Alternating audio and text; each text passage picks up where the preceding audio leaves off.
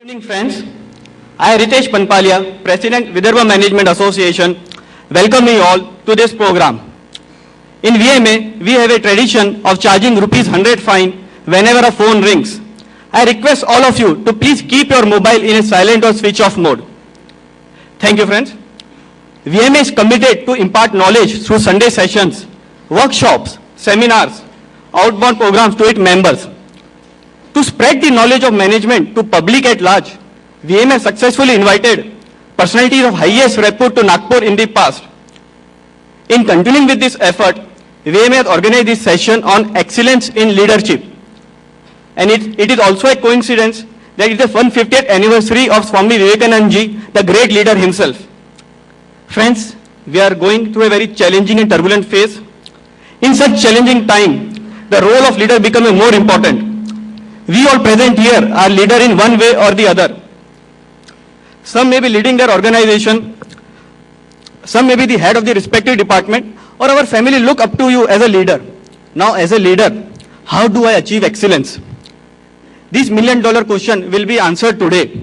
This question can only be answered by a person who has been a leader all his life, who has led from the front, motivated his men, and stood tall all this year. An IPS officer of 1968 batch, called as the greatest spy master of India by Hindustan Times and the best intelligence officer India has ever seen. Friend, it is a moment of utmost pride and pleasure to have Sri Ajit Doval with us this evening.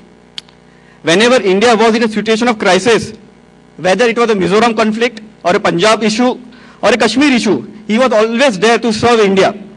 He was the man who was inside the Harminder Singh Sahib during Operation Black Thunder. He was also the chief negotiator during IC 814 hijack. He headed the Intelligence Bureau Operation Wing for over a decade. A recipient of Kirti Chakra, one of the highest gallantry award, and he was the youngest police officer to be awarded prestigious police medal. He retired as the director of Intelligence Bureau. Presently, he is a director of Vivekananda International Foundation. Ladies and gentlemen, put your hand together for Sri Ajit Doval.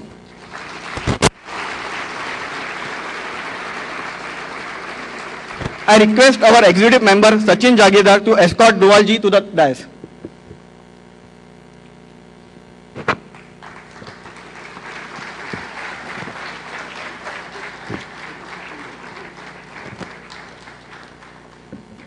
Thanks, Sachin.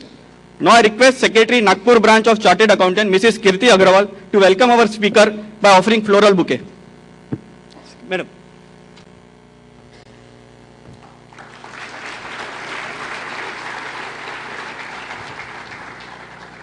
Sir, the floor is all yours, sir.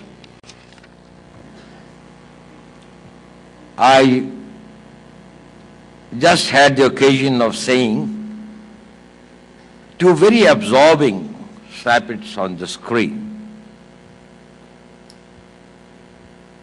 It's indeed a matter of great honor and pleasure for me to be in this function organized by the Vivekananda, Vidarbha Management Association and Vivekananda Kendra, Nagpur. I must compliment the way that they have been organizing their functions, the way that they have been trying to build a spirit de corps. They have been trying to build a sense of unity and commonly trying to find the solutions to the problems. My most grateful thanks to Sri Ritesh Panpalia ji, President of the VMA, Shri Anand Bagdia ji, and all others whom I had the pleasure of meeting during the day that I was here. I have been asked to speak on excellence in management or excellence in leadership. Well, friends, this word leadership has different connotations and different meanings. And we are living in this age of corporate world where probably it has assumed an entirely new definition.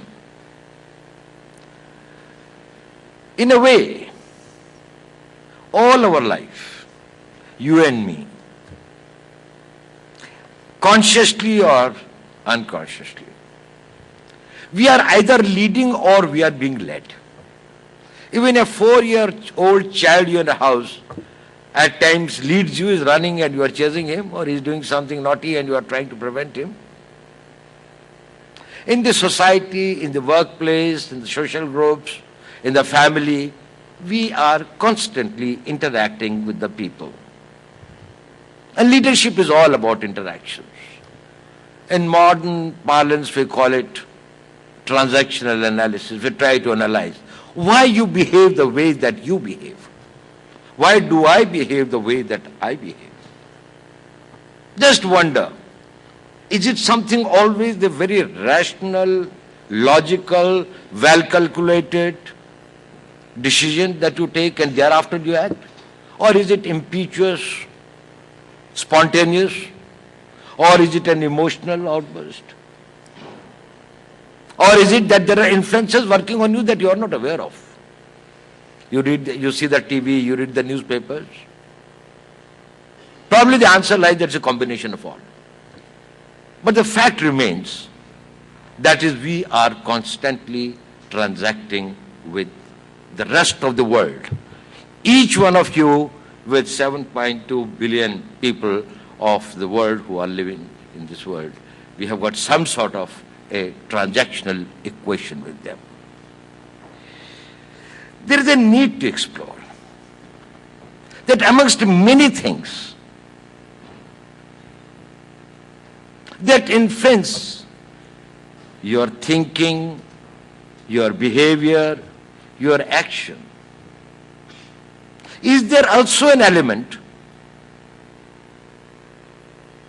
that you are being led? You are being made to behave because some force, either directly or indirectly, is controlling you. Maybe that it is your boss who is controlling you. Or maybe it is your family that is controlling you, or your wife which is controlling you. But you are being led. You don't admit it, or you are not even aware of it. Now, as I said, this leading is of various varieties and various types. And that is why there are a lot of confusion that gets created. There is a leadership that arises out of authority. What we call as a positional leadership. You are an army chief, you have got an army of 11 lakh under you, you are the leader of the Indian Army. By virtue of your position, you make one division to move from one sector to another, or you make orders, or you take the decisions, or you are the Prime Minister, or you are a CEO of your company, or you are a head of your organization. Each one of you sitting in this room are successful people.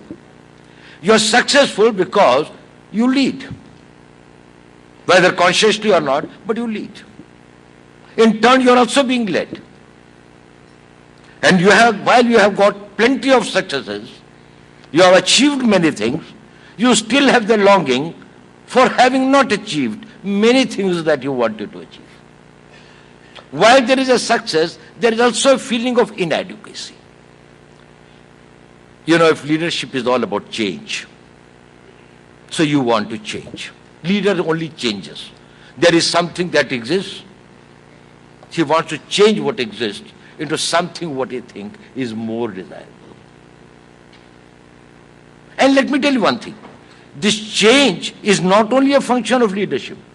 There can be individuals who can be great men on their own, work in isolation, sit in a cave and pray or meditate for the welfare of the world or humanity or mankind. Probably they are also contributing, but they are not leaders. They may be great saints. They may be great scientists. They may be great solo performers. But leadership is when you change through the people. When you change through the medium, through the instrumentality of the people that you come in contact with. The people that you control, the people who listen to you, the people on whom you wield influence. And that is why I said there is one type of leadership, that is positional leadership. This is another one. And since these days we talk in corporate this thing and others, it is more about positional leadership. And the rules of engagement, the rules of game, the rules of the principles which go on the positional leadership are slightly different from the rules of other type of leadership. Now there is an intellectual leadership. Some people, some intellectual comes with an idea. Marx sitting in the London libraries, one of the rooms, and working over there for a very long years, writes Das Kapital. Provides an intellectual leadership to people for 100 years. Leads to various revolutions, various changes in areas that he had never seen and visited. Makes communism as one of the this thing, he or Angels and others. They provided, you know, in 70s, we had people like, say, Kanu Sanyal and Majumdar and Charu Majumdar and others. The bright young boys from IITs, from universities and others. They got intellectually infatuated with an idea of what their version of an equitable society or the ultimate justice was. And they got converted into a thinking. Why did they think the way? Because they were led to think that way. Who led them to think that way?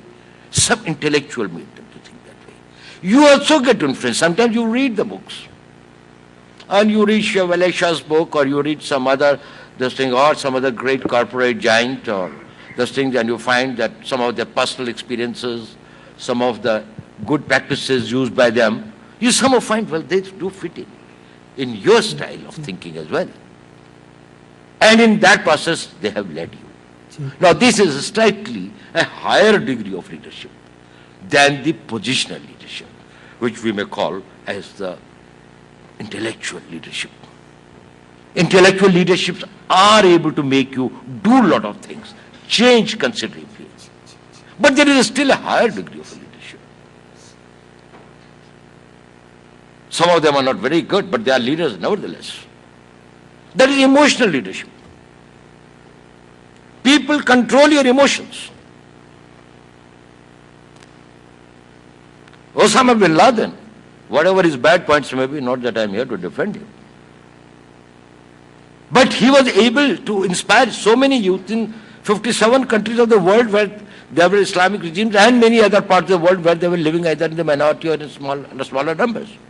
And recruit people from all over the world to take on a fight which is inhuman, to take on a fight which was against the interest of the very religion that he stood for, and was sure and was destined to die the death of a defeat. But he was emotionally able to charge people with the slogan of jihad. There was no reasoning. It was not an intellectual leadership, but it was an emotional leadership. And you find that intellectual leadership gets dwarfed in front of the emotional leadership, at least for short times. Just as positional leadership gets dwarfed before the intellectual leadership. You know, when I was sitting here, I read a very wonderful quote here. Somebody had written it. I must say, I think, the Think, Partnering Wealth Creation. Anyone can sell you a solution. If you look at the list, I think it is written here. That will get you from A to B, but unfortunately, B isn't always where you want it to be. These emotional leaders take you to a point B, but then point B is not the solution of the life. That is not where you want it to be. You change. They do change you. They create a jihadi. But that does not solve either the problem of the world or the problem of Islam, or promotes peace, or makes this world more livable. It doesn't. Or even helps Islam. But then it is an emotional leadership. So there is still a higher degree of leadership. And that is where, this question is often asked. Leaders are born or made. And I often say, well, they are both made and sometimes they are born. It depends upon what type of leadership we are talking about. Positional leaders are always made. They cannot get born. If you are a leader of, you have got to be professional, you have got to have skills, you have to have the knowledge, you have got to have the vision. And there are many common qualities which are required everywhere. But you can't be a positional leader just because you are born like that. You can't born as a great surgeon and be those things of the Surgeon General of United Kingdom. You have got to get those skills. You become the great leader amongst the surgical community because you have done years and years of practice, patience, hard work, tapasya, tyaga, everything. Intellectual leadership also can be cultivated. You can study, you can research, you can this thing, and then you can make changes. Emotional leadership also is cultivable. We see the spectre of it at times during the communal rites, how the emotions are created. But there is one type of leadership about which I think that it cannot be developed by a man within one birth. That is what Swamiji said. And that is a spiritual leadership. A leadership at spiritual level. A leadership which is the most superior quality of leadership. A leadership when men are changed and this thing, which goes and remains with them for births and this thing together. Let me see if I've got that quote which he had this thing. And Swamiji said that I am persuaded, and I am quoting him, that a leader is not made in one life. He has to be born for it. Difficulty is not in organization and making plans. The real test of a leader lies in holding different people together along the line of their common sympathies, and this can only be done unconsciously, never by trying. Now, the point I am trying to say is this, that don't mistake the spiritual leadership as the only quality of leadership. But it's good to know. That is, if you develop your own spiritual strength and sinews, nothing helps you more than this quality in becoming a leader. And developing this spiritual strength means a lot, and that is not the subject of my discussion today. It means a lot about the values, a lot about your selfishness, a lot about the cause. But let me tell you one thing more, that often these things do not come in compartments. There is a mix. There is a mix of a positional leadership, an intellectual leadership, an emotional leadership, a spiritual leadership, and each one of you, each one of us probably have got some element of it. It is just like making a lot of masalas together, and sometimes there's a namak more and something there's a mirch more or something like that. But then everything it has got some portion of it. Now this question, which was the letter that was sent to me by the Vidarbha Management Association, said that the subject is about excellence in leadership. Now the problem of tackling this question is that the excellence in each one of these sectors is different. When I say excellence in positional leadership, then I will say that, okay, if you are an intelligence officer, how good you are professionally, how good is your tradecraft, how much is your vision, how much is the courage you have got, how much is the new things, innovativeness that you have got. And if you are leading a social organization, probably entirely different skills and knowledge sets are required. So when it comes to excellence, it becomes little more compartmentalized, segmented. But then since this was the subject and I had agreed to speak, I thought I would try to find out some of the points which are common to all.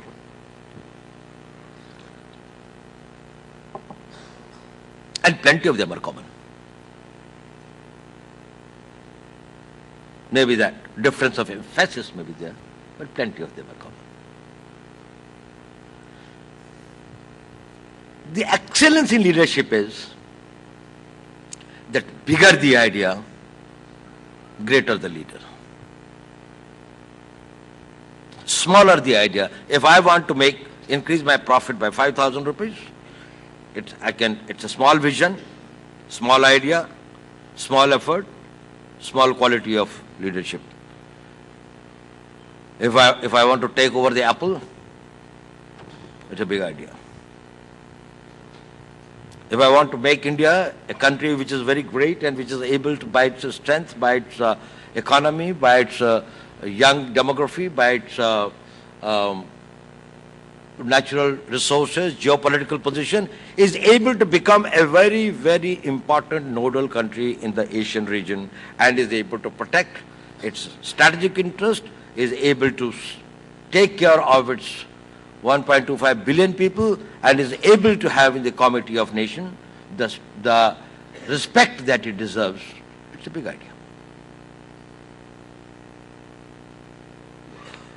Now let us look of it. How the big idea makes great leaders.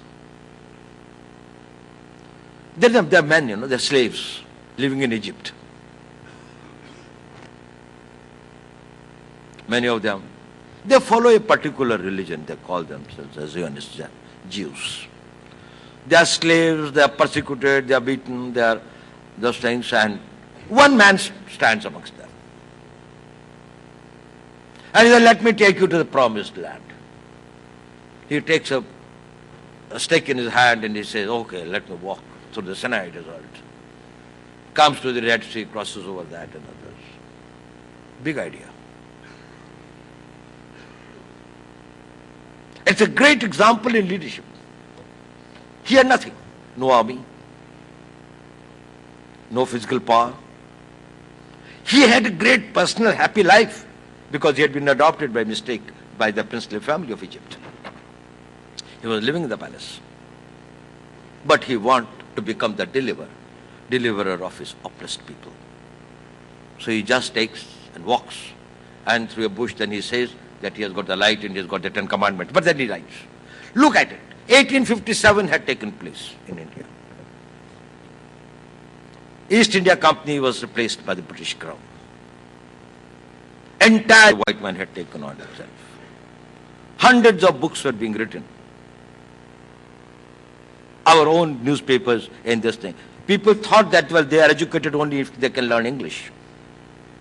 You could get the job, you could get the privileges, you could get only in case if you could eat with the hand, you are primitive. It's only that if you could use the fork and the knife that probably you knew what is the district like. Then everybody tried to transform itself into the mode of excellence, which was the English lifestyle. Will you believe that is an order was passed by the government that the Indian girls who could bequeath children from the white people would be given a this thing of 5 rupees for their lifetime. Because they said we want to create, there's an order. Initially it was the British, and then after 6 months they said it can be made out the British or a non-British because this can't be this thing. So it was replaced with a white man because they thought that, well, even if the white man, we will have a breed of people, a section of the people in India who will think English, who will have just, and that is how the class of Anglo-Indians came. It is through a government order. And see the misery of the people that for her whole life, for this thing of 5 rupees, the Indian girls carried the children of the white man to create the class of this thing. This sort of indignity was there in which this country was living. A man arises. He says it should change. How it should change? He says, I will deal with the British later. Let me first deal with my own people. Let me give them a sense of pride. Let me make them feel a sense of belonging and a sense of excellence in their own self, their history, their tradition, their culture. What a big idea. And see the environment in which such an idea takes place. He said, I will make each man, each individual. He is the treasure of my motherland. He said, man making is nation building. So he gave us this thing of the slogan of man making. Each one, everyone, every child. And what is that man making? It was not only that he was thinking of making great saints and spiritual leaders or great scholars in Vedas and Upanishads. No. He wanted them to have the pride. He wanted them to have the confidence. He wanted to have them the sense of dignity. He wanted them to have the capability and the confidence that they can face the world and stand on their two legs. This is an India he wanted to make. So I was telling that what brings excellence in leadership, what makes a leader great, is the size of his idea, is the size of his vision. And greater the vision, greater the leader.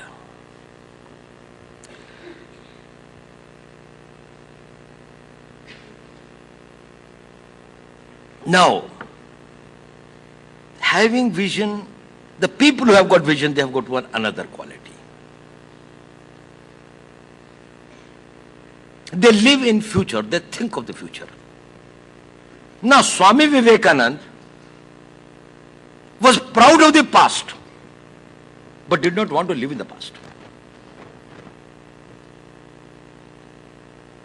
He wanted Indians to become proud of their past, but he wanted them to work for the future. So he said, make strong bodies, go and learn martial arts, play football, freeze your gods and goddesses for 50 years, work to make an Indian community that is strong. So he lives in future. So if you have got a vision, note that.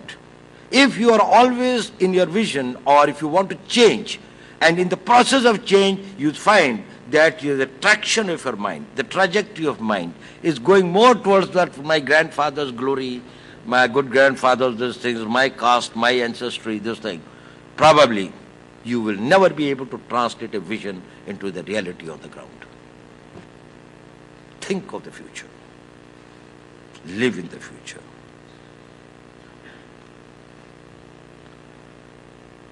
Then he has got the third quality.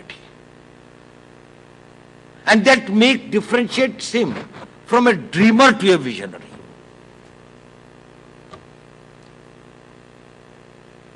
That is, he has the ability and the determination to convert his vision into action. If you do not have that determination, let me tell you, leaders are ordinary people with extraordinary determination.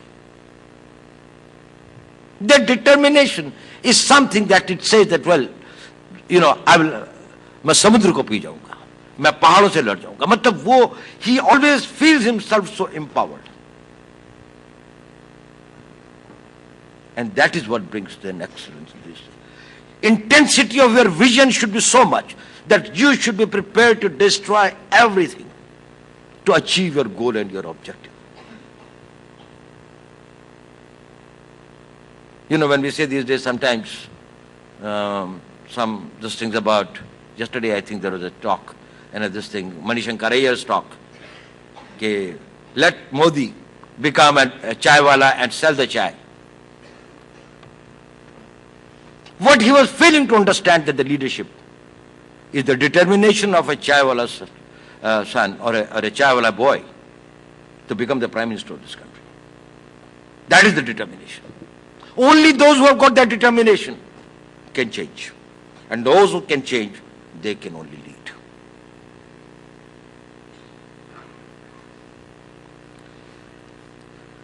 What are the other? So I said one is the vision. And I think you and I both share this view. that you can't be a great leader without a great vision, and in whichever form you are, maybe in a business, in a job, and things like that, think big. Come with a new idea, see a new picture, a different picture. You know, all of you are sitting here. You ask 5 people to write 2 sentences about everybody sitting here, you find that they have looked at it in a different way, everyone. Everybody gets a picture. Somebody will say that, well, there are more men, less women. Somebody will say there are more people wearing white clothes than the darker clothes. Somebody will say there are more young, more old or something. Somebody will say so many chairs were empty, so many were full. But somebody will look at it entirely differently, that these are the people who are glued to the future. We find that this is a new picture, a different picture, a picture of change. Learn to understand, learn to see that new picture. But what besides the vision for excellence in leadership? Excellent leaders believe. Not they believe in themselves. They believe in others. And they believe in the cause. He believes in himself that he has the ability to change.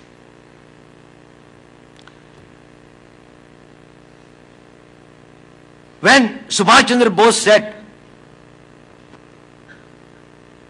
in Singapore, "Tum mujhe khoon do, main tumhe azadi dunga." What was he talking?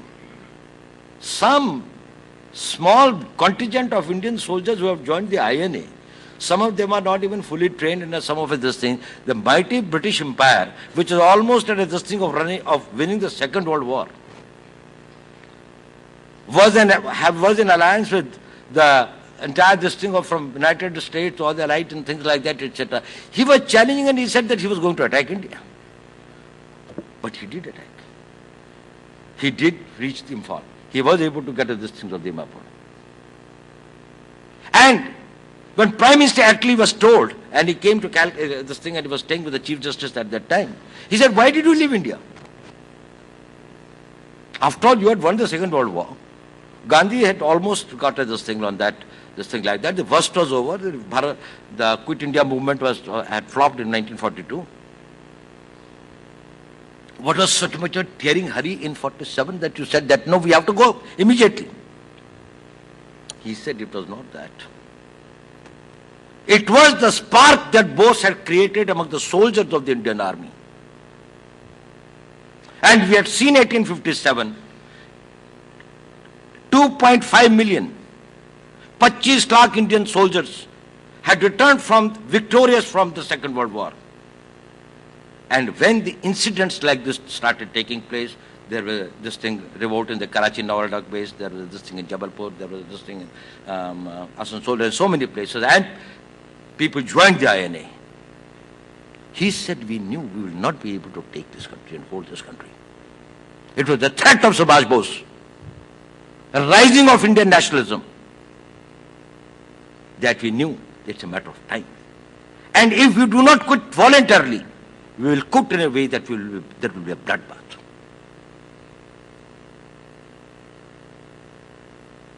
So they believe in themselves. When he says, "Tum mujhe khoon do, main tumhe azadi dunga," do you know how much of a blood he gave? It is the sole example in the annals of warfare where 2/3 attrition took place in the Indian National Army. 2/3 people died of their entire strength of 60,000. And still, they kept on fighting and were even tried in independent India after that. And the government never rehabilitated this thing or integrated them into the Indian Army. But anyway, that's a separate story. I'm not talking about Subhash Bose here. But I'm talking about the belief. So if you have got a belief, if you have got a dream, first is this: do you believe yourself that you can do it? If you want to make a business empire, or if you want to have a great business consultancy firm, or if you want to convert this thing like that, do you believe in yourself, in your ability, your commitment, your courage, your sense of sacrifice to do that? If you can, you will. Again, I would like to repeat Leaders are ordinary people with extraordinary determination.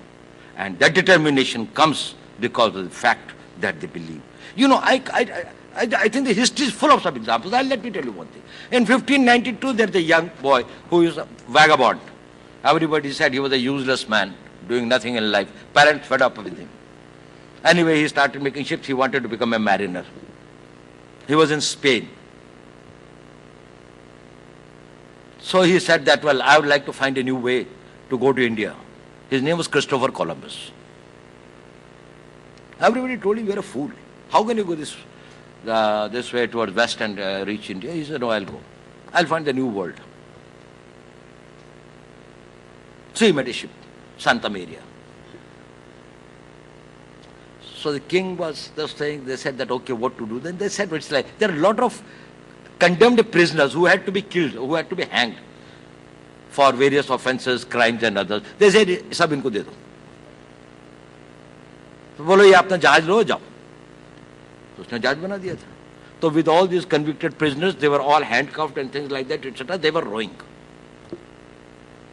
दिन गुजर गए हफ्ते गुजर गए महीने गुजर गए कहाँ के बोला कुछ नहीं मिला everybody said they all wanted to revolt against him but he said no I will reach the new world.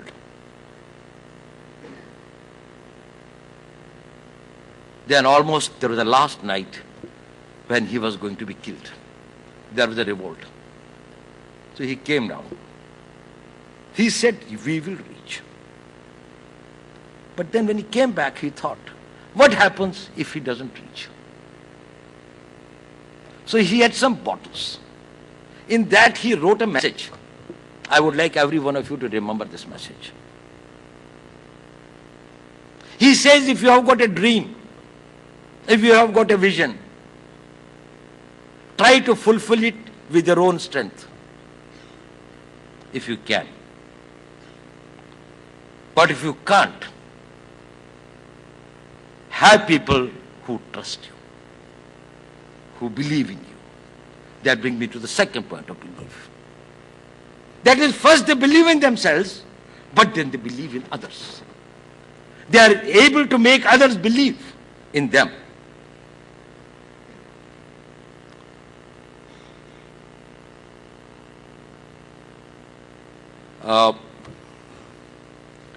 You know, Subhash Chandra Bose, Swami Vivekananda ji in 1893 was to address a big hall like maybe some Albert Hall or something like that in London. Our preparations were made. Suddenly Swamiji said that, well, today Swami Shraddhanand ji will talk. And people said that, do you have confidence? He said, yes, I have got confidence. I have got confidence in my entire team, all the people who are with me. I have got total confidence in them. And he spoke, and thereafter, whole army of the sannyasis came who started speaking and carrying his mission forward. Because earlier it was only lone Swami Vivekananda. Thereafter it was the entire Ramakrishna mission. And the distinct people who started carrying the message of India's spiritual greatness to the world. So that belief in others, trust begets trust. If you trust others, they start trusting you. When they trust you, then only your leadership gets legitimacy. They follow you because they trust you. They follow you because when he says, I will take you to the promised land, they know he will take him us to the promised land. When people followed Subhash Chandra Bose, it is because those people of the Indian National Army trusted him. ये आदमी हमें आजादी दिलाएगा. Because he trusted them, they died for him. Because they died for him, India got independence. It is that Britishers understood that a revolt in the Indian Army is something that they will not be able to handle. You know, when Swamiji gave the slogan, arise, awake and stop not till the goal is reached, as the panacea, as the prescription for making India, for liberating India, for making it bondage free, from extricating it from the morass in which it was placed. It showed his faith, his trust, his confidence in the people of this country. He tells them, you are rise and awake. He tells them, you will get it. If he had no faith in them, and he would have said, अरे कुछ ही करेंगे, ऐसा बेकार है, 5 रुपए का कोई नौकरी दे देगा, कोई अंग्रेज आके इसको वो कर देगा, कोई खरीद लेगा, किसको धमका देगा, किसी को डरा देगा. He didn't believe, he didn't have it. He said, okay, maybe 2-4 आदमी ऐसे होंगे, but Indians will arise. India will become great someday. He had a faith in India's destiny. And he had a faith in India's destiny because he had a faith in the people of this country. But there's a third quality. I'm sorry, today I'm slightly unwell. I think I can take a medicine also. They've got another third quality. And I'll tell you, it's a very strange thing. This third quality was first articulated by a Chinese about 500 years back. His name was Lao Tzu. Now, Lao Tzu is a very great philosopher and a thinker of the Chinese. He had said one thing. This is not very relevant in the very modern context or in the context of the leadership that we are talking in the modern sense, but it is something that you should understand. And I quote Lao Tzu, he says, great leaders are those whose presence is not even felt. When their work is done, people say, we did it. Its meaning will not be totally understood. What was Swami Vivekananda known in his own lifetime? If you see the literature, see the comments and things like that, in his own lifetime, what was he known as? Did anybody think that, well, he was thinking and visualizing a great change to liberate India, to throw away the British, to create the Indians who will revolt against them? He is the one who will create people who subsequently became the great patriots and the great freedom fighters, who all owed it to Swami Vivekananda? No, they thought he was a great spiritual leader. They thought he was a great saint. They thought he was a great reformer. He was all this, but he was much more beyond that. Actually, in addition to all these things, he was a great Indian revolutionary and a patriot. He was building India for a change. He was building India for throwing away the British. He was building India for retrieving its civilizational cultural strength, proud of its heritage, and getting the place in the world as a Vishwaguru, as a spiritual leader, as a leader of values and things like that. That is the position in which he wanted India to be brought. You think a slave country can become like that? If you have got to become like that, you have to first throw away the Britishers. Not only throw away, you have to vanquish them, massacre them.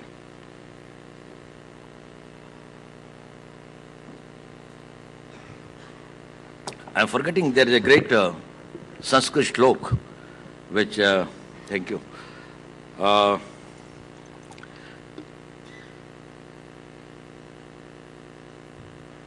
Manasa chintitam karyam vachanena na prakashayet mantravat raksheta gopyam. And I think the last sentence is about till it is achieved, or till the objective is achieved. That is your real objectives, your cause, that is important. Your methodology, your those things, etc., they are all less important. So, when he was having such a great cause, that is what Lao Tzu is telling, that when their work is done, people will say, we did it. We have got the whole things of the Indian patriots, Indian freedom fighters and others, and who are getting the pension and others. You will not know how many hundreds of Indian patriots sacrificed themselves for this country, for its freedom, whose names are not even known, who are not even remembered. They never wanted to be remembered. They never wanted to be in the limelight. But that is a very, very superior quality of leadership. That is the commitment to the cause. That is much beyond this mundane, this thing. It is something at the much higher level. But it is good to be conscious of the fact, because that gives you that spiritual strength. That gives you the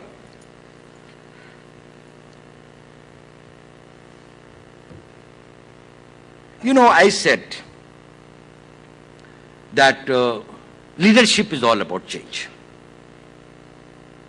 And then also, I also added that leadership is changing this world, or changing your environment, or changing the people you interact with through the instrumentality of other people, not only through your own effort. If you change your farm and work day and night, it's your individual performance. But when you make 10 other people to work for you and make a very modern farm like somebody in Israel will make or something like that, it's that, well, it was a teamwork and you are a leader. It's a very, very difficult task. And you as leaders in whatever position, you would always be telling that it's a very difficult task. How do I motivate people? Even children do not get motivated the way we want them to. How do we inspire them? How do we translate our ideas and visions into their minds?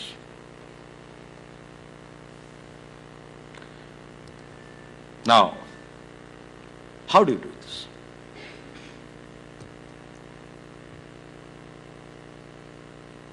The leader, when he wants to bring about a change, he first changes himself. You know, in intelligence work, there is a very special type of training. I shouldn't be saying that, but then I can tell you because many books I write about it. The training is this, that is, you never go and give your identity what your identity is. You take different identities. And sometimes at the same time you are working in 4 different places, as a journalist, as a writer, as a anything else. It can be anything good, bad, this thing like that, depending upon what you want to be. Now we have to train people for that. If you have to send somebody to X country and in that country he has got to live and he has got to this thing, well, he should know the religion, culture, method, language, everything there. So we train them. When we train them, we find that is even after a very long training, they make mistakes, which gives them way. That is, somebody will just be going and just see some people ka paid somewhere and then will just bow his head. Or something like that, it's a event and this thing like that, but because that is his inadvertent action. Now, do you know what they are trained, what they are told? You start first believing you are what you want to be.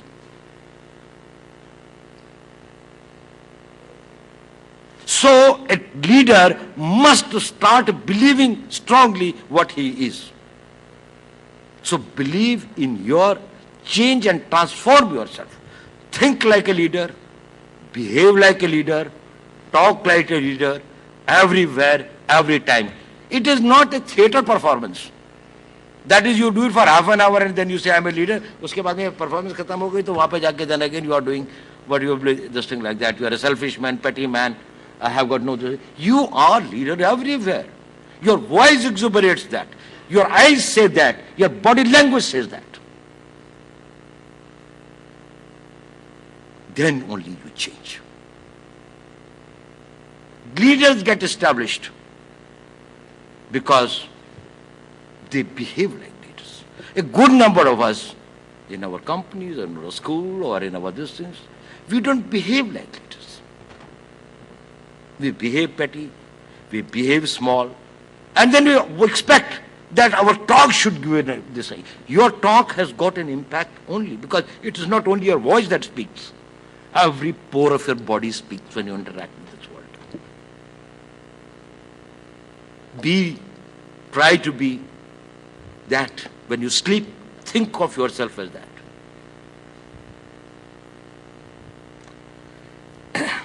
Secondly, they were able to win their trust of their people. And they win their trust by making them believe that it is worthwhile following them. And for that, they set very high personal examples. They lead by personal example. So, if we say that is, you have to interact with the people and we have to control the people, we have to control the actions of the people, their thoughts, their ideas, then be an example before them. If you are in a job which requires a lot of courage, you should be the best man with the courage. You stake your life first. You say, we are all going on a mission. It has got a dangers. And he knew he cannot do it alone. He has to have the whole panth come up. So he wanted to create the Khalsa Panth.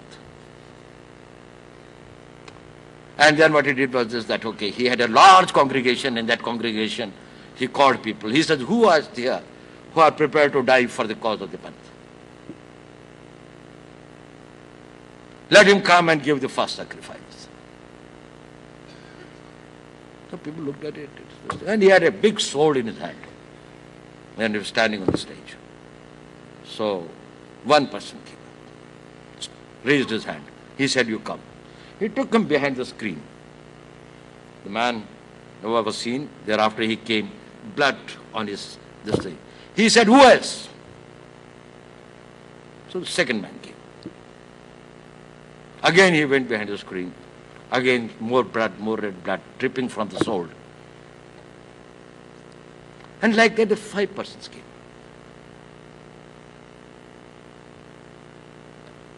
He said, and that is how he created the 5 Pyaras, that they will be the one who will lead the Panth. Actually, he had not killed them. He had kept the goats on the other side. And he was slaughtering the goats, but making people believe that are you prepared to make the highest sacrifice? Do you have that level of trust and determination and confidence? If people had it in him, he knew he would be able to lead. If he has to lead, he doesn't want himself to be leading. He wants others. He wants the support of others. He created leaders. So the leader creates other leaders. He positions themselves. He instructs. He shapes them. He grooms them. He encourages them. He works on their strengths. He is not bothered about his weaknesses. He capitalizes on their strengths. He builds their strengths. Problem. We have now been encircled. Probably we will die. But our change objective is we will inflict maximum casualties on our enemy before we die. Let us all prepare for that. That is the objective now. Vital is not saving the life. Vital is taking as many lives that we can. So, to keep the morale high, you change the narrative. You don't tell the lies, which the politicians normally do. You know, they'll say, "Aisa nahi hai, kuch nahi hai, baat ho gayi hai. There is no intrusion from China. We have got 570 intrusions from China in the last 2 years. Nothing is happening, we are talking and things like that." No, that doesn't build the morale. Tell the truth. Say it is there. Say we are determined. What can we do? How we are going to do that. Move fast. Take quick decisions. Be decisive. Accept affordable losses and move ahead. I'll tell you about this. Okay, I think just the last one before I conclude. It tells me it's the last time. One of the finest examples in history that I find is about an incident when Shivaji went to meet Afzal Khan about the handling the crisis and preparing for the crisis. Now he had trained a man who could carry this thing sling and then cut this thing like that. His name was Jiva Malla. Now when Afzal Khan came, Afzal Khan had a sinister plan. He wanted to this thing with the sword. And he also brought with him Sayyid Bada, who was a great swordsman. The idea was this, that after he is able to kill Shivaji, he will also come to his rescue. Now, Jiva Malla was given one job, that in case, and you know, Shivaji had trained him for long. It was decided that the bodyguards will stay 20 yards on both sides away from each other. So after Bagnaks were used by Shivaji, Sayyid Banda, who was a very tall man and a great swordsman, he rushed towards Shivaji. And Jiva Malla, his sling, and cut his hand along with the sword in the ear. That is what he had been trained, and that is what Shivaji had done, the contingency planning, handling the crisis. Should that happen? And then he had this thing that how after that he will move away from the Pratapgarh. So handling the crisis is another this thing. But anyway, I think there are plenty of things and there are plenty that can be done, and each one of you are a potential leader, and if you have to change the nation, each one of you has to lead the change and be the change yourself and lead the country to the change. Thank you very much. You want me to the question answers? Yeah. Wow, what an enlightening and inspiring speech. Sure, it must have triggered your thought processes and questions must be sprouting out. Before we start this question and answer session, my humble request to all of you to please keep your question crisp, brief and to the point, and please avoid dialogues. I have my two colleagues helping me in this session. Mrs. Sheetal, where are you?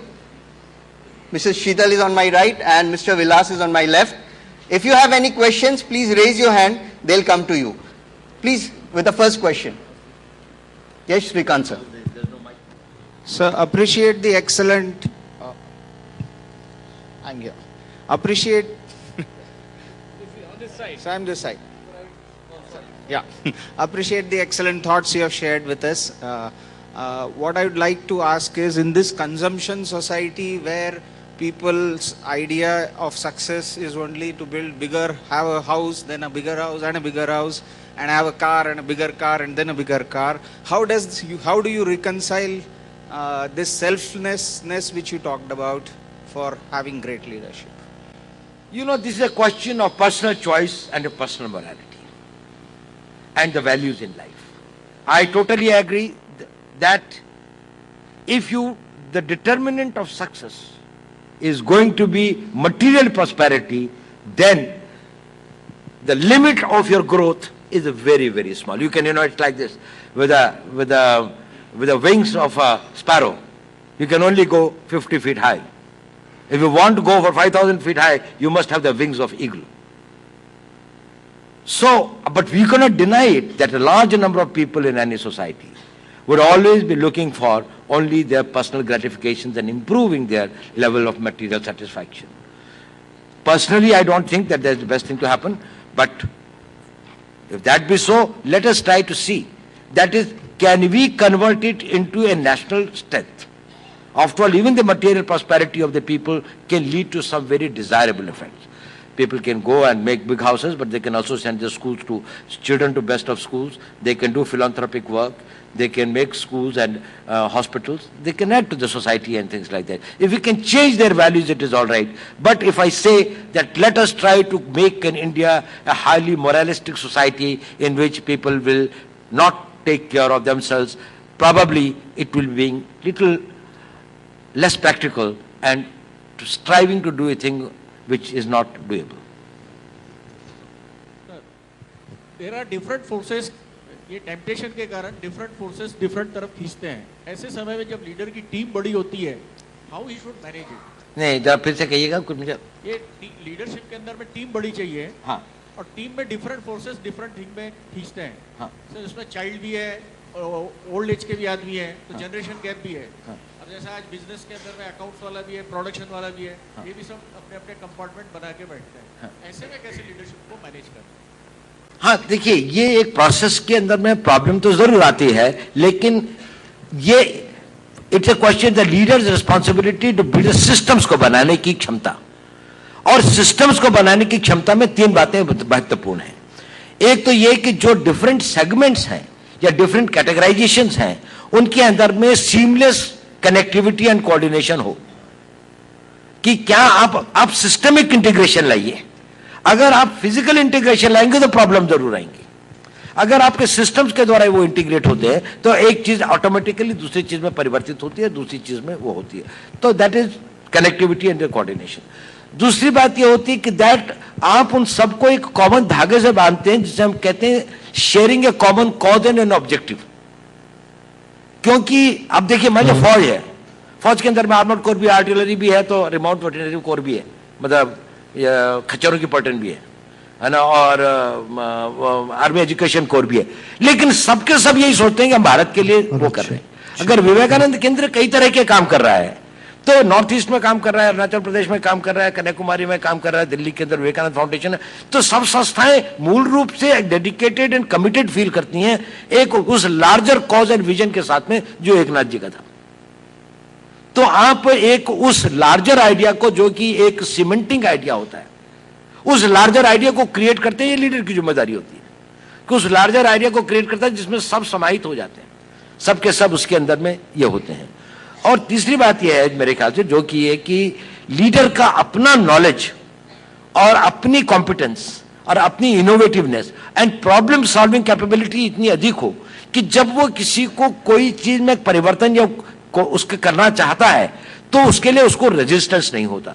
वो problem क्या होती है कि मान लीजिए अब आपका एक अकाउंट्स का सेशन है, एक का प्रोडक्शन का है, एक का इसका है, कि आपकी रीट उतनी उस गहराई से या उस मुस्तैदी से उतनी एफिशिएंसी के साथ में नहीं चलती जितना आप चलाना चाहते हैं, क्योंकि वो रेजिस्टेंस इनबिल्ट होता है।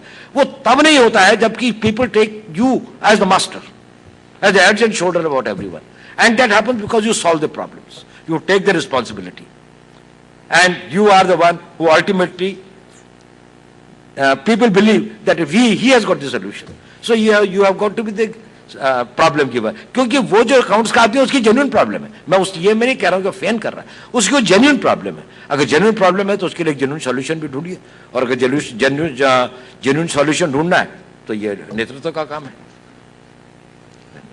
सर मैं इधर से बोलूं। हेलो हेलो हेलो, मैं एक छोटा सा क्वेश्चन पूछना चाहता हूं। अच्छा, इधर से भी है, उधर से? हाँ, अच्छा, दिल्ली से संबंधित है। आप अरविंद केजरीवाल को किस तरीके की लीडरशिप मांगते हैं, और क्या देश का राजनीतिक भविष्य बदलेंगे क्या? देखिए, मैंने एक बात कही थी, लीडरशिप के लिए बहुत आवश्यक है कि ट्रस्ट वर्दीनेस हो। ट्रस्ट वर्दीनेस की ये बात है कि लीडर ट्रस्ट वर्दी है, ये पूर्ण रूप से लोगों में वो होना चाहिए। मैं जिस एरिया में रहता हूं दिल्ली के अंदर में, मेरे बगल में वो vice chief of the army staff मेरे बगल में ही रहते हैं, मेरे पुराने दोस्त भी हैं। वो आम आदमी पार्टी के बहुत बड़े सपोर्टर थे। 3-4 दिन पहले वो मेरे पास में आए, उन्होंने कहा यार ये तो बहुत बड़ा फ्रॉड है, ये तो he does not want to do anything that he promised people. जब इन्होंने मूवमेंट स्टार्ट किया था तब तो कहा था करप्शन की बात, तब तो कोई करप्शन की बात ही नहीं करता। उसके बाद में इन्होंने जैसे वो बात, कई सारी बातें आई और वो कहने लगे कि वो अपनी ट्रस्टवर्दीनेस खो रहे हैं, लेकिन एक आशा लोगों में पैदा कर रहे हैं सेल्फ इंटरेस्ट की, कि अगर हम आएंगे तो शायद हम मोदी को रोक लेंगे, शायद हम इसको ये कर लेंगे। और जब यह आ गया है कि क्योंकि ये कांग्रेस का एक वो उसका प्लैंक है, तो इससे मेरे ख्याल से ये लॉन्ग टर्म के एक पॉलिटिकल अल्टरनेटिव के रूप में उभर पाएंगे, ये मुझे नहीं लगता। लेकिन इस इलेक्शन में ये एक स्टम्बलिंग फोर्स की तरीके से आए, कुछ वो कर सकें, ये एक संभावना बन सकती है। लेकिन ये कि आज से 20 साल के बाद, 25 साल के बाद देश के सामने एक ऐसा अल्टरनेटिव पैदा हो रहा है जो राष्ट्र को आगे ले जाएगा, जिसका नेशन के बारे में एक विजन है, जो देश को एक प्रगति की राह पे ले जाने के लिए कमिटेड है, और वो है, वो नहीं लगता। जिस तरीके से एक बेसिकली ये एक पॉपुलिस्ट मेजर्स हैं, वो ट्रस्ट जनरेट नहीं करेंगे, ऐसा मेरा वो है। लेकिन ये मेरा निजी विचार है। Good evening, sir. Yeah. Sir, you have lived such a life that which we can only watch in movies on itself. Sir, could you please share some of the incidents of leadership or management from your career? चलिए, आज समय बहुत ज्यादा हो गया, वो कभी Sir, only one. Sir, I heard that you were in Pakistan for 5 years. 7 years. 7 years, wow. Yeah, I lived. Sir, any such incident of dharma sankat, like you had to make some decision, either this or that. मैं आपको एक छोटी सी घटना सुनाता हूँ, ये इसलिए क्योंकि किसी ने अखबार में छापी थी कुछ साल पहले। ऐसा हुआ कि वहां पर एक लाहौर के अंदर में एक बड़ी भारी वो है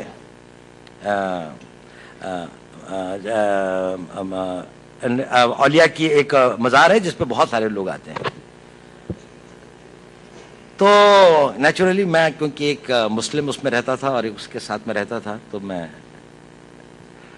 वहां से गुजर रहा था और मैं उस औलिया की उसमें आया और मस्जिद से वापस आया और एक उसमें मिला।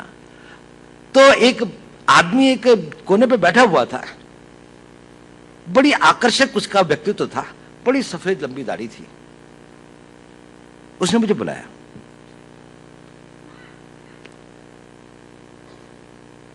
उसने कहा तुम हिंदू हो?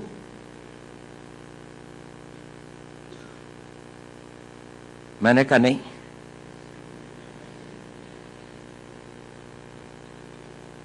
कहता मेरे साथ आओ। मैं उसके साथ चला गया। वो मुझे 2-4 गलियां ले जाके छोटे से कमरे में ले गया। उसने दरवाजा बंद कर दिया। उसने कहा देखो तुम हिंदू हो,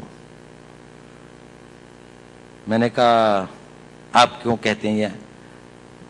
कहने लगे, उसने कहा देखिए आपके कान छिदे हुए हैं। अब पता नहीं, बचपन में हमारे यहाँ एक प्रथा है, मैं जहाँ का रहने वाला हूँ, कि कानों को छेदने के एक कान वेदन का एक वो होता है, एक वो है। अब शायद कम हो गई है, लड़कों की नहीं, अब लड़कियों की होती है, लेकिन मेरे टाइम पे लड़कों की भी होती थी। तो मैंने कहा हाँ ये तो है, कि मैं जब पैदा हुआ था तो था, मैंने कहा मैं बाद में कन्वर्ट हुआ। उसने कहा तुम बाद में भी कन्वर्ट नहीं हुए। खैर उसने कहा कि इसकी प्लास्टिक सर्जरी करवा लो, इस तरह से घूमना ठीक नहीं है। मैंने कहा अच्छा। खैर वो मैंने करवा ली या नहीं करा, इसके बाद में भी है, दिखाई देते हैं, कम दिखाई देते हैं पर दिखाई देते हैं। लेकिन मैंने कहा ये बताइए, इतनी सूक्ष्म दृष्टि और इतना नहीं, मैंने नहीं कहा, उसने कहा। उसने कहा देखो पता है मैंने ये ऐसा क्यों कहा? मैंने कहा क्यों? उसने कहा क्योंकि मैं भी हिंदू हूं।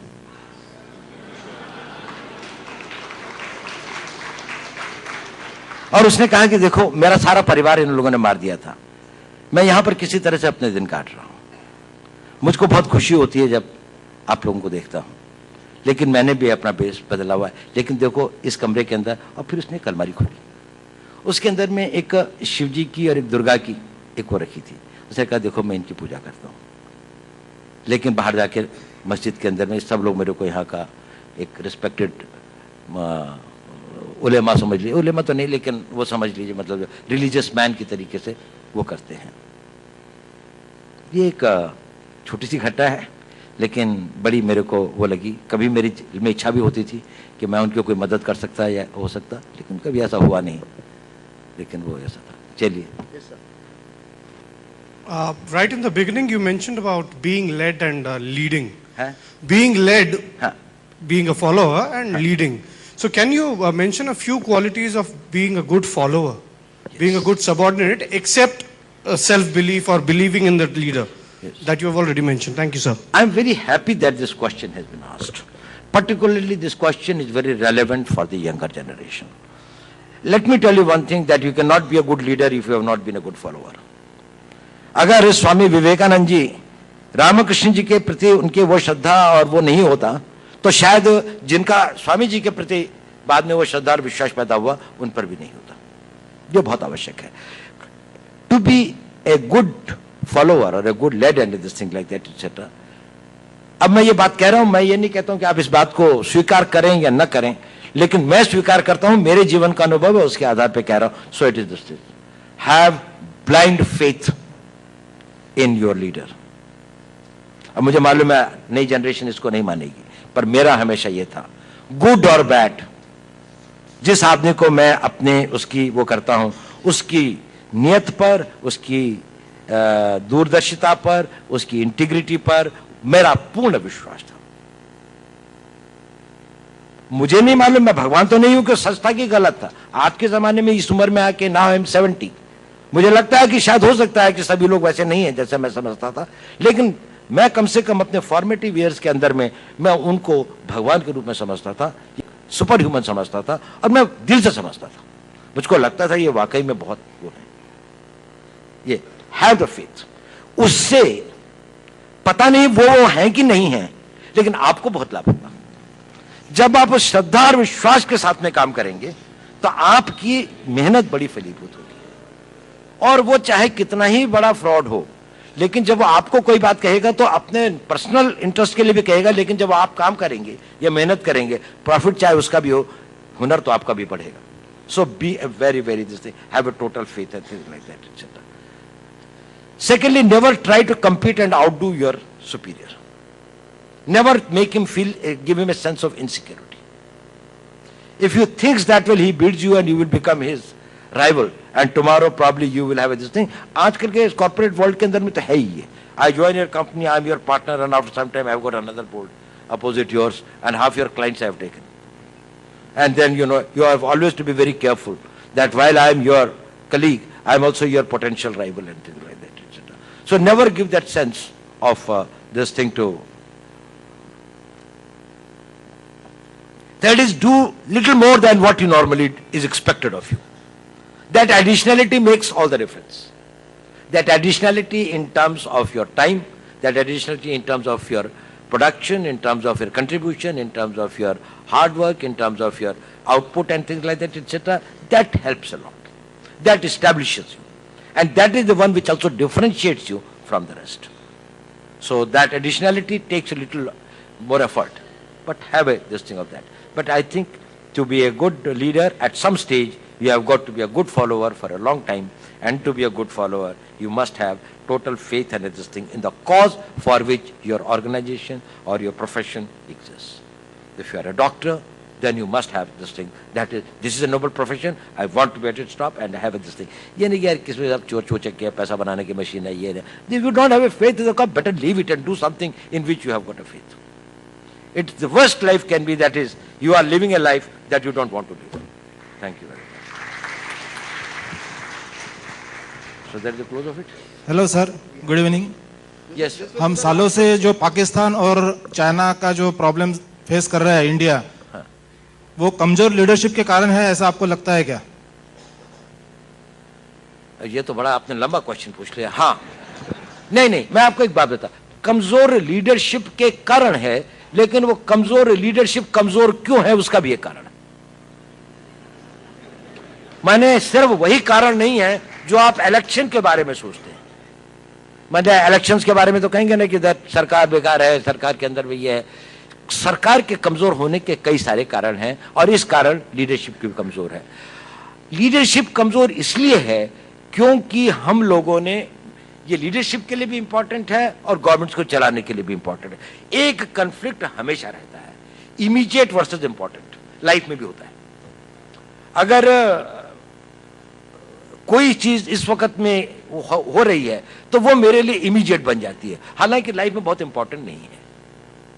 लीडरशिप जो है वो हमेशा इमीडिएट सॉल्यूशंस की तरफ गई और फायर फाइटिंग में लगी और इंपॉर्टेंट डिसीजंस को उसने वो कर दिया. अब इंडिया का जो मिलिट्री बिल्डअप है उसको अगर हमको बनाना पड़े तो हमको कम से कम 15 साल 20 साल का प्लान चाहिए. अब क्या हुआ, जब हमें आजादी मिली थी उस वक्त वेस्टर्न कंट्रीज के अलावा दुनिया में भारत के अंदर में सबसे ज्यादा ordnance defence equipment building capability थी. 32 ऑर्डिनेंस फैक्ट्रीज थी. आपके यहाँ भी ये पुरानी, ऐसे कि ये भी पुरानी है, यहाँ पर कैलकाटा के अंदर में थी, इसके अंदर में थी, क्योंकि 1822 से लेके 1882 से लेके हम लोगों ने मैन्युफैक्चरिंग ब्रिटिशर्स ने शुरू कर दिया था, तो यहाँ पर बन रहा था, बाकी कंट्रीज में नहीं बन रहा था.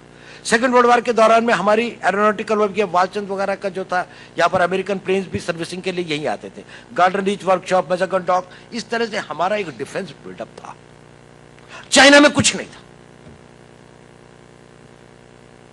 अब चाइना अपना एक भी एयरक्राफ्ट इंपोर्ट नहीं करता.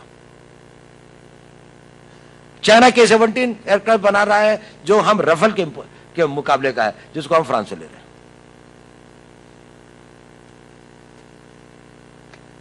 अब उन्होंने सस्टेन्ड तरीके से अपनी डिफेंस कैपेबिलिटी बनाई, in spite of the fact they had no industrial base, in spite of the fact that we had a big industrial base, in spite of the fact that we had a bigger pool of scientists and technologists. We have got the world's third largest pools of scientists and technologists. They had no this thing. In spite of the fact that we had the access to English knowledge and our children could go to all the foreign universities and others, Chinese at that time did not have this thing. And in spite of the fact that we, being a democracy and an open country, had relatively, till we went for the nuclear bomb, were able to get the technologies from the rest of the world, including the Russian technology, which the Chinese were denied, not only by the West, but also by the Russians till very late. Later, after 1990, it has started. But as you know, that this thing, in spite of that, Chinese build up their capability. Hindustan 70% of its defense production के लिए foreign countries पर वो है. हम बड़े फक्र के साथ में कहते हैं कि अगले 7 साल के अंदर में हम $100 बिलियन की चीज इंपोर्ट करेंगे. हम अपने यहाँ की जो आपके पास में पुलिस वालों के पास में या पिस्टल भी है, ये वाटर इसकी या 9mm की है, ये भी चेकोस्लोवाकिया से आती है. जबकि हमारे पास में टेक्नोलॉजिकल कैपेबिलिटी इतनी है कि हम मार्स के ऊपर में अपना मंगलयान डालने की भी सोच रहे हैं, लेकिन वेस्टेड इंटरेस्ट है. इसलिए हम लोगों ने अपनी उन क्षमताओं को, जहां पर जो हमारे पास में थी, जो वहां पर हमारे पास में साइंटिफिक टैलेंट था, जहाँ पर हमारे पास इन्वेस्टेबल सरप्लस था, जहाँ पर हमारे पास में एक इंडस्ट्रियल इंफ्रास्ट्रक्चर और ऑर्डिनेंस फैक्ट्रीज का और डिफेंस प्रोडक्शन का बेस था, एक R&D का बेस था। DRDO जो थी बहुत पुरानी ऑर्गेनाइजेशन है, एटॉमिक एनर्जी कमीशन थी। देखिए स्पेस में, एटॉमिक एनर्जी में, ओशियोनोग्राफी में, मिसाइल्स में, जहां जहां हमने किया वी आर वर्ल्ड क्लास। लेकिन आप अपने आप MP5 राइफल्स बनाने नहीं देंगे, आप आर्टिलरी का अम्यूनिशन बनाए दे। बोफोर्स का हमने 85 के बाद दिया, वेट कर रहे हैं दूसरा हम आर्टिलरी गन लगाए, हमने आर्टिलरी गन नहीं। एयर डिफेंस सिस्टम के लिए हम लोगों ने अभी तक कोई वेपन नहीं, वो नहीं, हमारे पास है ही नहीं एयर डिफेंस सिस्टम। हमारे 80% टैंक्स जो है उनमें नाइट विजन कैपेबिलिटी नहीं है, पाकिस्तान ने 100% कर दिया। हमारे 80-72 टैंक्स है वो भी बिना नाइट विजन कैपेसिटी का है, लार्ज नंबर ऑफ देम। हम अर्जुन टैंक बना रहे थे, मेन बैटल टैंक, उसको गवर्नमेंट ने वो चलने नहीं दिया। एक एयरक्राफ्ट बनाने की कोशिश कर रहे थे, लाइट कॉम्बैट एयरक्राफ्ट LCA तेजस, वो अब उड़ा तो है लेकिन उसके लिए भी इतनी सारी रेजिस्टेंस है और उसका भी इतना सारा इक्विपमेंट अब हम इंपोर्ट कर रहे हैं। तो जो एक प्लान तरीके से नेशन बिल्डिंग का विजन होना चाहिए था, वो लीडरशिप का कमजोर था। ये सोच के कि 5 साल में तो इलेक्शन होने, 2.5 साल तो हो गया, अब आप मुझे कह रहे हैं इसका वो करने के लिए इंपैक्ट होगा इसका 15 साल के बाद में, 10 साल के बाद में, 12 साल के बाद में। एयरक्राफ्ट कैरियर चाइना अपना बना रहा है, खैर अब हम भी अपना बना रहे हैं गार्डन वर्कशॉप में, लेकिन हम लोगों ने इतना महंगा जो है वर्कशॉप को लिया जो उसे विक्रमादित्य के नाम से हम ले रहे हैं। तो ये जो बातें हैं इसके लिए लॉन्गर गेस्टेशन भी, immediate takes the precedence over important. तो इमीडिएट में आपने कहा कि मनरेगा कर दो तो वोट मिल जाएंगे, या छोटी छोटी चीजें, क्योंकि उसका इमीडिएट इंपैक्ट। आज पैसा दिया, कल 6 महीने के अंदर, साल भर के अंदर, 2 साल के अंदर में लोगों को उसका फायदा हुआ, लेकिन राष्ट्र तो नहीं बना।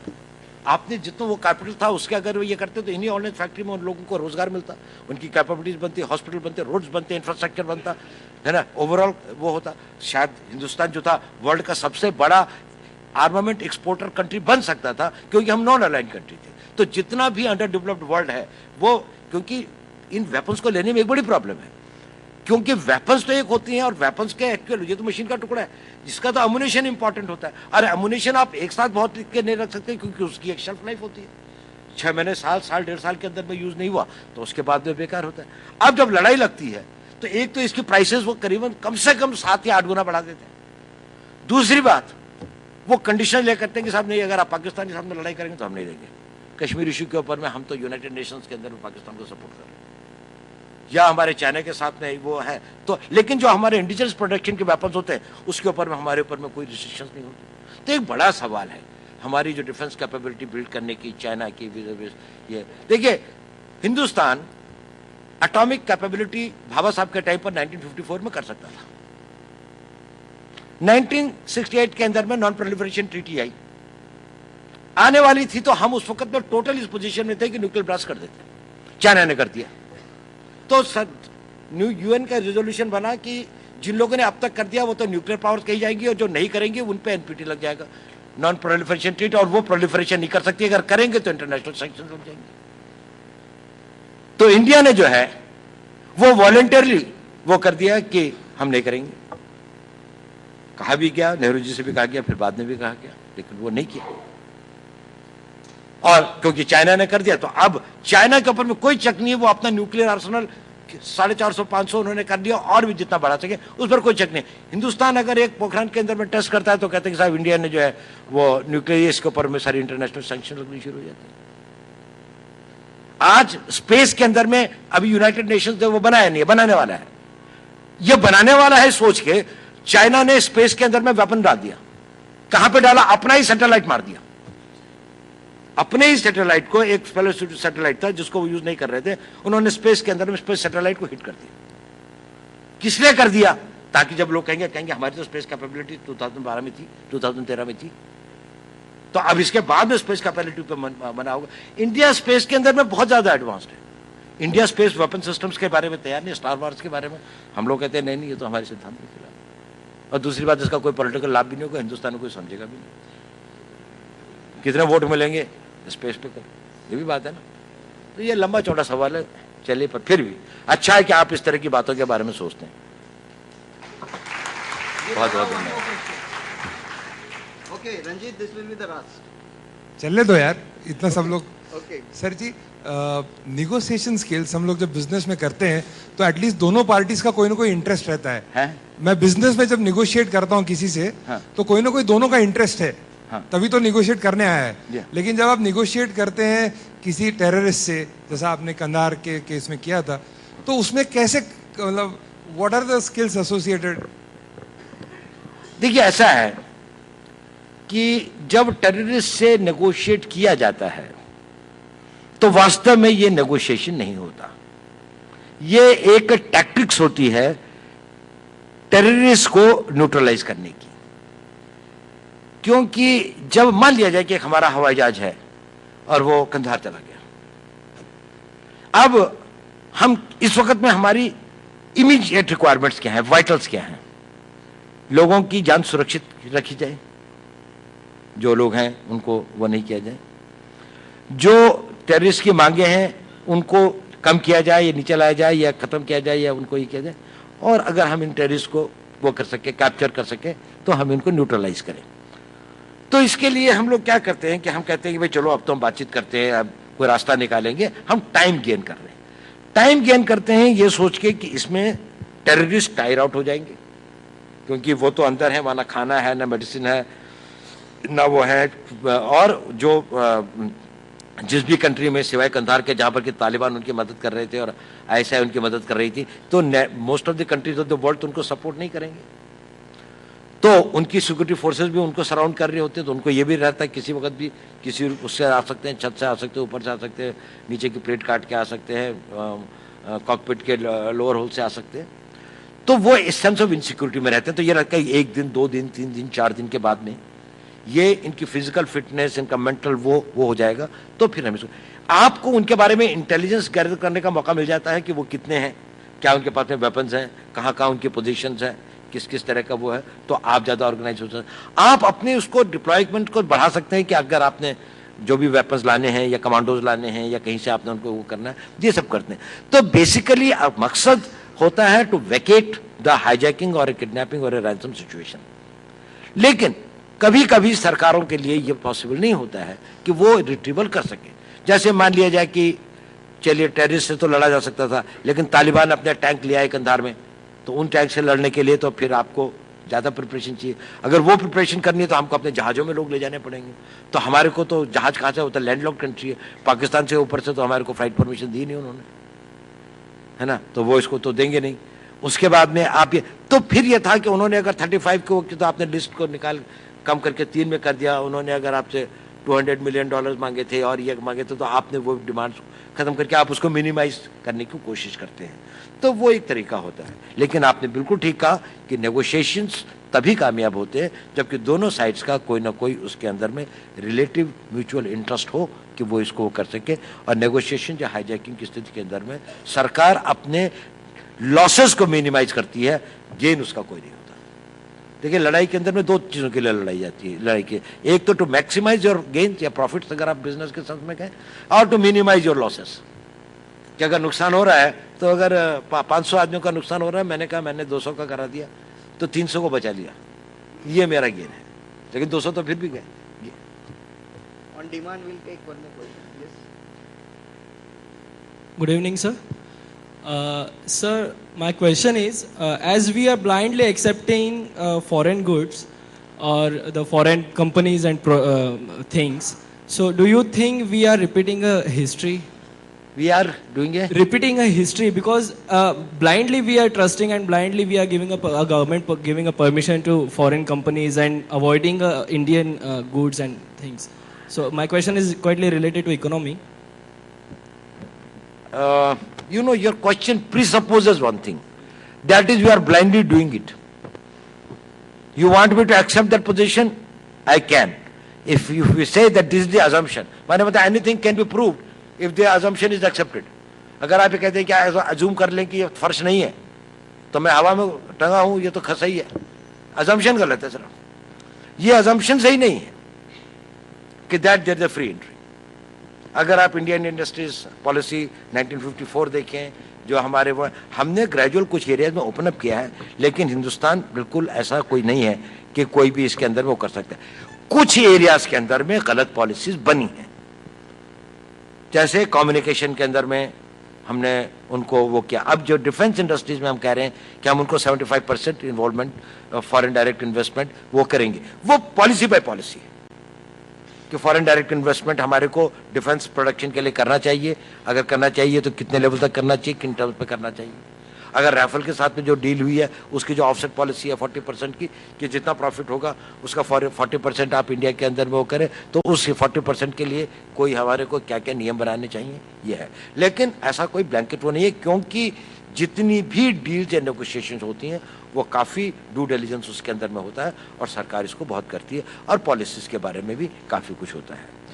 एक बात तो ये है। दूसरी बात यह है कि हम इतिहास की गलती को नहीं कर रहे हैं, लेकिन अपने में ये गलतियां हो सकती हैं, जैसे फॉरेन डायरेक्ट इन्वेस्टमेंट और मल्टी ब्रांडिंग दिस थिंग, उसके अंदर में इसका प्रभाव हमारे एम्प्लॉयमेंट जनरेशन पर, कुछ छोटे उपभोक्ताओं पर, छोटे ठेले वालों पर इसका प्रभाव हो सकता है। और ये गुड्स जो कि दुनिया के सबसे सस्ते जगहों से आने शुरू हो जाएंगे, वो फिर हमारे देश में बनने बंद हो जाएंगे। जब वो देश में बनने बंद हो जाएंगे तो ऐसा 50 साल 100 साल बाद कोई कहेगा यार हिंदुस्तान में हल्दी भी होती थी किसी ज़माने में, अब तो हल्दी सिर्फ किनिया में होती है और वहाँ से जो है बहुत महंगी आती है, 500 रुपये किलो आती है, क्योंकि अब तो होती है वहाँ। यहाँ तो लोग भूल भी गए कि हल्दी होती थी, क्योंकि जितने ये स्टोर्स थे उन्होंने हल्दी बेचना शुरू किया। हल्दी उन्होंने 2 रुपये किलो बेची, पहले आप 5 रुपये किलो खरीदते थे, और क्योंकि आपको 2 रुपये किलो मिल रही है तो आप खरीदते रहे 10 साल 20 साल 25 साल 30 साल तक। 2 रुपये हुई, फिर 5 रुपये हुई, फिर 7 रुपये, फिर एक दिन 500 रुपये हुई, और फिर उस वक्त में आपकी ये, तो हमारी जो अपनी indigenous capability and self sufficiency daughter की है, तो ये पॉलिसी उसके बारे में गलत हो सकती है। लेकिन ये इतिहास को दोहराना नहीं है, ये नई गलतियों को एक नए परिप्रेक्ष्य में देखने की बात है। हमें हर पॉलिसी को और हर उसको देखना पड़ेगा, क्योंकि आज की दुनिया जिस तरीके से इंटीग्रेट हो रही है उसके अंदर में हम टोटली सेक्लूडेड कॉमर्शियल और इंटरनेशनल पॉलिसीज भी नहीं बना सकते हैं, क्योंकि ये भी हमारे इंटरेस्ट में है कि हम ग्लोबली कॉम्पिटिटिव रहें। अब जैसे फर्ज कर लीजिए हमारे यहाँ से जो कच्चे माल का, अब चाइना से हमारा ट्रेड $70 बिलियन का है। अब $70 बिलियन में सीरियस इम्बैलेंस है, चाइना को हम इंपोर्ट कम कर रहे हैं। चाइना हमारे यहाँ गणेश जी भी बना के दिवाली के टाइम पे वही बना के भेज देते हैं, ये भी उनके यहाँ से बन के आते हैं। ये तो हिंदुस्तान का कुम्हार बना सकता था ना, लेकिन क्योंकि वो फ्लड कर सकते हैं, उनके यहाँ तो कोई कॉस्ट ऑफ प्रोडक्शन और उसका रेशियो नहीं है, तो यहाँ पर ये कंज्यूमर गुड्स वो खत्म हो जाएंगे, तो बाद में आज से 100 साल के या 25 साल के बाद में कुम्हार दिए बनाने भी छोड़ देंगे। कुछ दिनों के बाद उनकी जनरेशन भूल भी जाएगी कैसे बनाते हैं, बनेंगे भी तो बड़ी लंबी कॉस्ट में बनेंगे। अब हमको ये देखने की बात है कि अगर हम चाइना से ट्रेड कर रहे हैं तो क्या जो मैन्युफैक्चरिंग नीचे आ रही है तो उससे क्या लोगों की एम्प्लॉयमेंट अपॉर्चुनिटीज तो नहीं कम हो रही? अगर कंज्यूमर गुड्स के आएंगी तो कम से कम अगर महंगे भी दिया खरीदते हैं तो कम से कम 500 कुम्हारों को, पॉटर्स को काम तो मिलता है, तो वो कहाँ का रोजगार करेंगे। लेकिन दूसरी बात है हम क्या एक्सपोर्ट कर रहे हैं, हम तो फिनिश्ड प्रोडक्ट्स को नहीं कर रहे, हम तो रॉ मटेरियल कर रहे हैं, हम तो आयरन ओर भेज रहे हैं, मैंगनीज भेज रहे हैं, डोलोमाइट भेज रहे हैं, तो ये तो जो है वैल्यू एडिशन करके भेजें। अगर मान लिया जाए हम 500 टन आयरन ओर भेजते हैं और 500 टन उस आयरन ओर में को अगर हम इनवार स्टील या कोबाल्ट स्टील या हाई टंगस्टन एलॉयज के तौर पर बनाते हैं तो उसकी कीमत में करीब 7,000 गुना इजाफा होता है, उतनी वैल्यू के उसके अंदर में। चाइना उसको लेता है, उसके लिए से स्टील बनाता है, तो हम स्टील ही बना के क्यों नहीं भेजें? अगर चाइना उस स्टील को भी फर्दर वो करके एलॉयज बनाया था तो हम उसको तो टेक्नोलॉजिकल अपग्रेडेशन करें। जापान जो है कारें बनाता है, टोयोटा की कारें हम सब लोग खरीदते हैं, उसकी कार जो खरीदते हैं उसके अंदर में जितना लोहा है वो सब हिंदुस्तान का ही गया हुआ। 25 रुपए का लोहा गया हुआ, 25 लाख की कार आ रही है, तो हम भी तो बना सकते हैं उस, कम से कम हम कहेंगे भाई ये पार्ट्स हम बना के देंगे, आप फैक्ट्री लगाइए हिंदुस्तान के अंदर, कोलैबोरेशन करिए, टोयोटा के साथ में कर रहे हैं, तो कुछ ना कुछ बारे में हो रहा है। लेकिन कई चीजें हिंदुस्तान में मेरे ख्याल से सेमी फिनिश्ड प्रोडक्ट्स या रॉ मटेरियल्स के एक्सपोर्ट पे तो बैन होना चाहिए। लेकिन मैं इकोनॉमिस्ट नहीं हूं, मैं सिक्योरिटी का आदमी हूं, मेरी बात को ज्यादा सीरियसली मत लें, लेकिन एक विचार के तौर पर सोच सकते हैं। नहीं मतलब मैं अधिकारी नहीं हूं इस बारे में कहने का, लेकिन मुझे लगता है कि अगर हमारे पास में अगर ये रॉ मटेरियल पड़ा रहेगा तो हम नहीं कर पाए तो हमारे आने वाले बच्चे, नहीं तो उनके बच्चे, हमारी 4 जनरेशन के बाद में उनके पास टेक्नोलॉजी होगी, पैसा होगा, कभी ना कभी हम इसका बनाएंगे तो हम इसका हवाई जहाज बना के भेजेंगे। हम ये कच्ची मिट्टी को भेज रहे हैं क्योंकि ये तो लोहा चला जाएगा। Sir, good evening sir.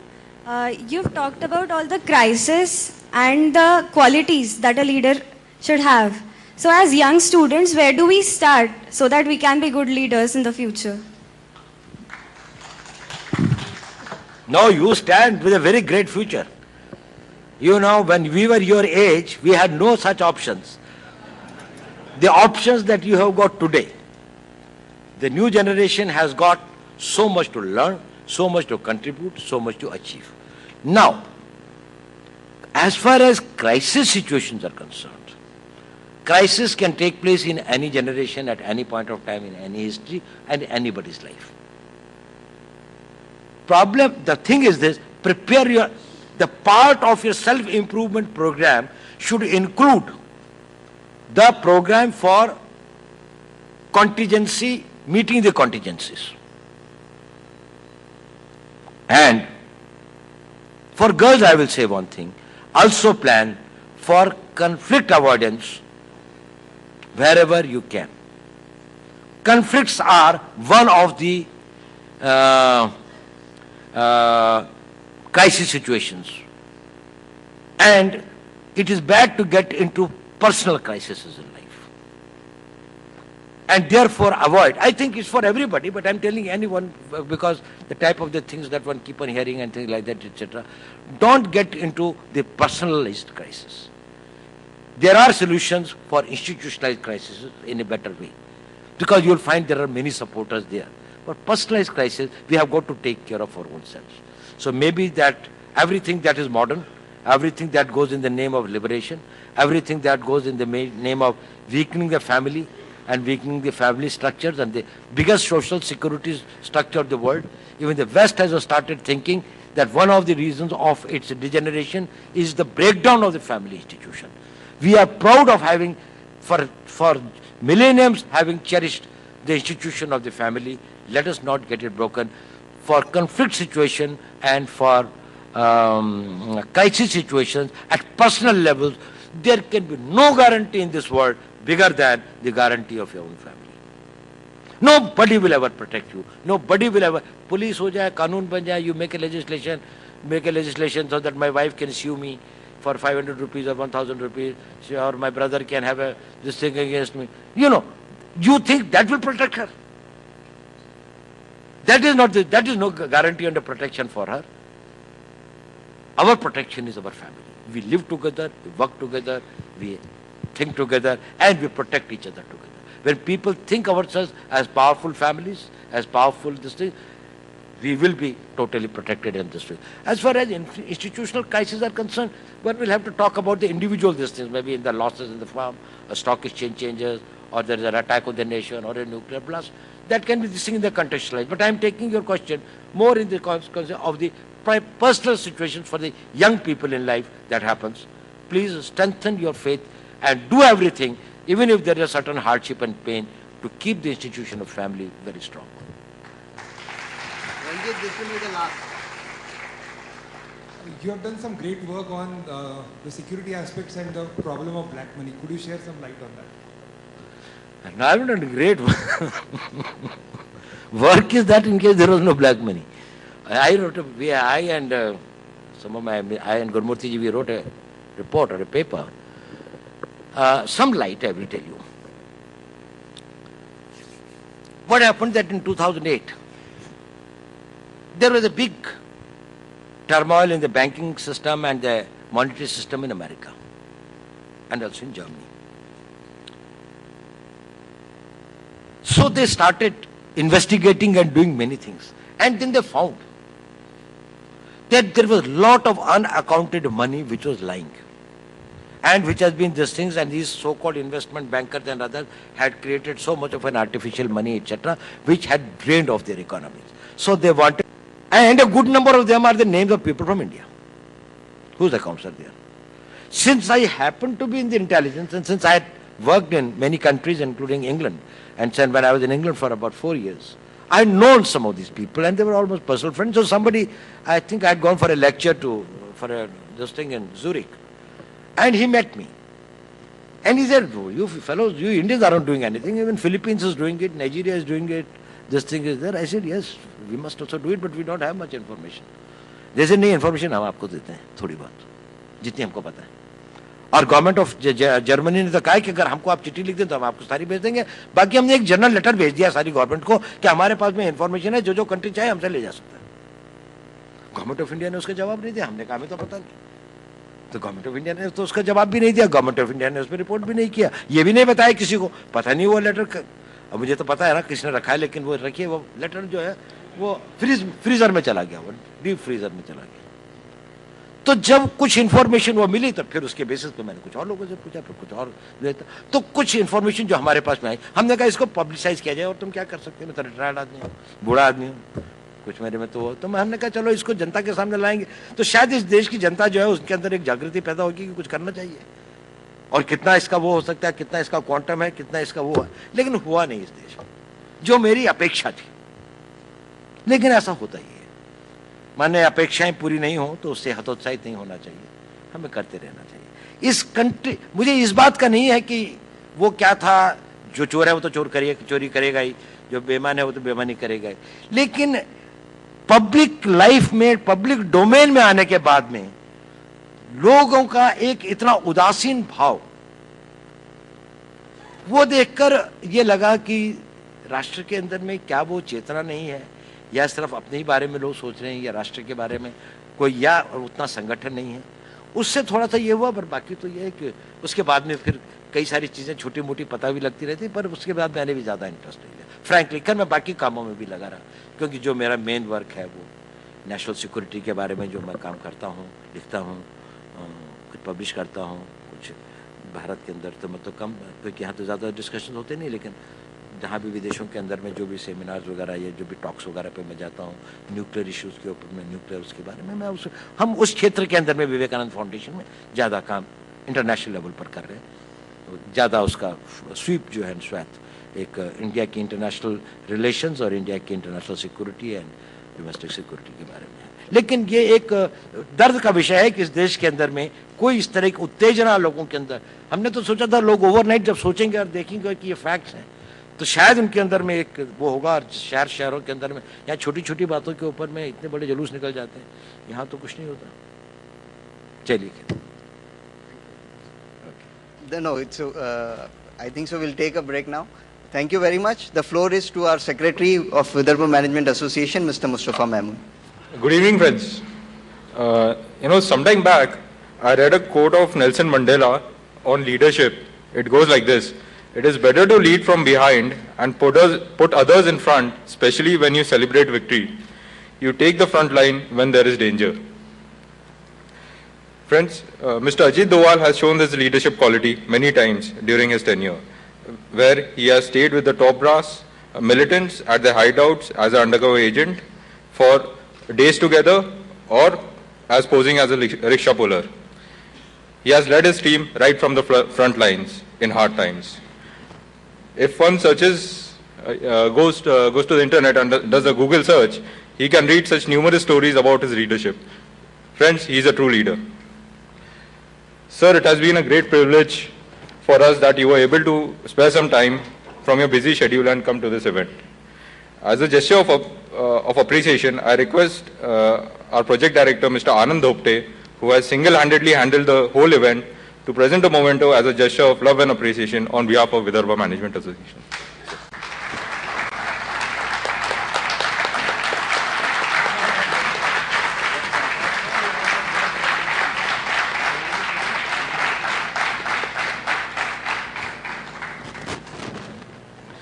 Planning such a big event without the help of sponsors and associate partners is very difficult.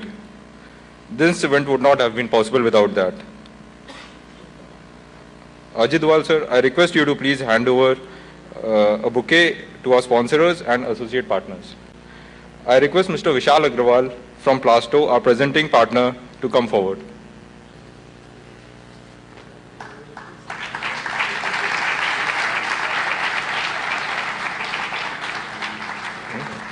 From Plasto, I would also like to call Mr. Nilesh Agrawal to come forward, if he could come forward.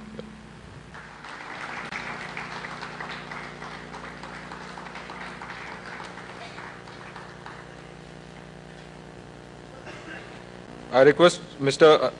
Amit Dani from Think Wealth Managers, our co-sponsors, to come forward.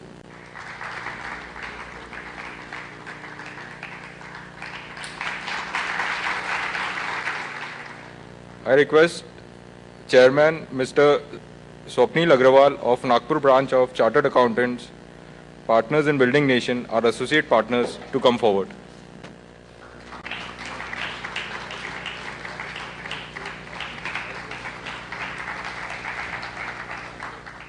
Next, I would request our Vice President, Mr. Praful Baid, to hand over the bouquet to Mr. Vasan Kinkar, Sanchalak of Vivekananda Kendra, Nagpur, our associate partners, to come forward. Without the help of Vivekananda Kendra, Nagpur, it would not have been possible to invite Mr. Ajit Doval to Nagpur. So, I think we should all give a big clap for that.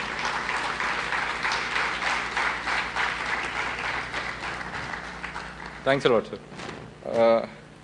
Dear guests, at VMA, we regularly meet every Sunday at 10:30 a.m. to discuss various business management topics and to update our knowledge. We believe in experiential learning from experiences of other members. Please do consider joining our association. Membership forms are available outside at the counter. You can also get updates about Vidarbha Management Association regularly from our website, vmanagpur.org, and our Facebook page. Lastly, on behalf of Vidarbha Management Association, I would like to thank all members and guests who have spared their valuable time for attending this event. Thanks a lot for coming. Thank you.